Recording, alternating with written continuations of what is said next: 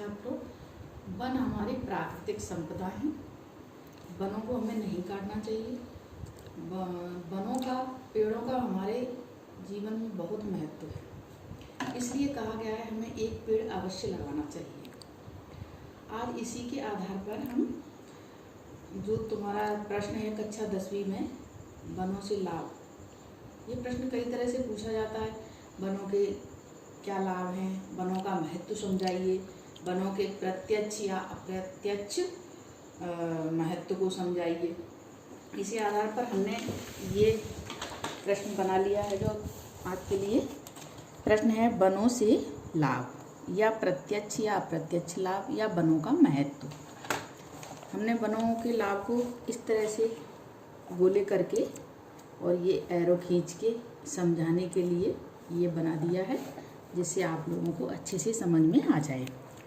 वनों से दो प्रकार के लाभ होते हैं, एक प्रत्यक्ष लाभ होता है, एक अप्रत्यक्ष। सीधा सीधा जो लाभ हमें वनों से होता है, प्रत्यक्ष लाभ और अप्रत्यक्ष लाभ, दो प्रकार के हमें लाभ होते हैं वनों से। प्रत्यक्ष लाभ में क्या क्या लाभ होते हैं? वनों से लकड़ी की प्राप्ति होती है, यानी वनों से कई प्रकार के जो पेड़ होते हैं उनसे हमें लकड़ी की प्राप्ति होती है। वनों से कई प्रकार की उपजों की प्राप्ति होती है, यानी पेड़ों में कई तरह की है ना, जड़ी बूटियाँ, छालें, फल, और उसमें कई प्रकार के तरह के जो फल होते हैं उनसे हमें उपजें प्राप्त होती हैं वनों से।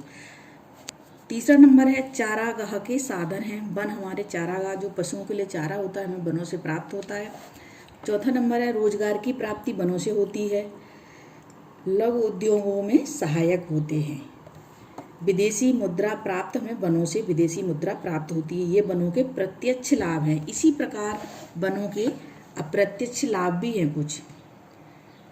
वन मिट्टी के कटाव को रोकते हैं। अगर हम पेड़ लगाएंगे तो मिट्टी का कटाव रुक जाता है। ज़्यादा से ज़्यादा इसलिए पेड़ लगाना चाहिए। इन पॉइंटों को हम बढ़ा के भी लिख सकते हैं। इनके आगे दो चार लाइनें हम बढ़ा के भी लिख सकते हैं। ये हमने तुमको समझाने के लिए पॉइंट बाई पॉइंट लिख दिया है। जलवायु को सम बनाते हैं, दूसरा नंबर, यानी सम जलवायु वनों की वजह से होती है। पेड़ों की वजह से हमारी जलवायु में नमी बनी रहती है। बाढ़ नियंत्रण में सहायक होते हैं। अगर वन है तो बाढ़ें नहीं आती हैं, वन बाढ़ों को रोकते हैं। जल स्तर में वृद्धि होती है। अगर वन है तो वर्षा होगी, इसलिए हमारा जो जल स्तर है वो बना रहता है।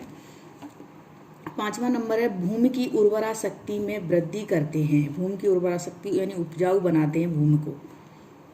छठवां नंबर है रेगिस्तान के प्रसार पर रोक लगाते हैं। जो रेगिस्तान है, बंजर जमीन है, उसको नहीं होने देते। अगर ज़्यादा वृक्ष लगे हुए हैं तो वन इसमें सहायक होते हैं, रेगिस्तान नहीं बनता है। वर्षा करने में वन सहायक होते हैं।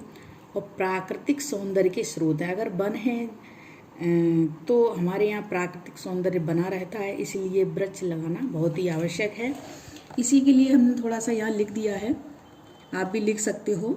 वन प्राकृतिक संपदा है, ये महत्व है या निष्कर्ष है, उसी में हम लिख सकते हैं। निष्कर्ष के रूप में भी लिख सकते हैं, महत्व के रूप में भी लिख सकते हैं। वन प्राकृतिक संपदा है। भारत में विभिन्न प्रकार के वन पाए जाते हैं, जिनका वितरण समान नहीं है, यानी सब जगह समान वितरण नहीं है। कहीं कटीले वन हैं, कहीं झाड़ियाँ हैं, कहीं सागौन के वृक्ष हैं, तरह तरह के वन पाए जाते हैं। इसलिए वृक्ष लगाना केवल आर्थिक दृष्टि से ही नहीं महत्वपूर्ण, बल्कि पर्यावरण की शुद्धि के लिए भी आवश्यक है।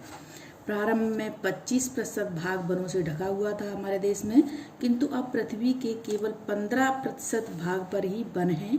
हमारे देश में 47,000 प्रजाति वनों की है, यानी 47,000 प्रकार की वन की जो प्रजातियां हमारे देश में ही पाई जाती हैं। इसलिए वनों का हमारे देश में हमारे लिए अधिक महत्व है। इसलिए हम ये वनों के ऊपर एक प्रश्न जरूर तैयार करेंगे।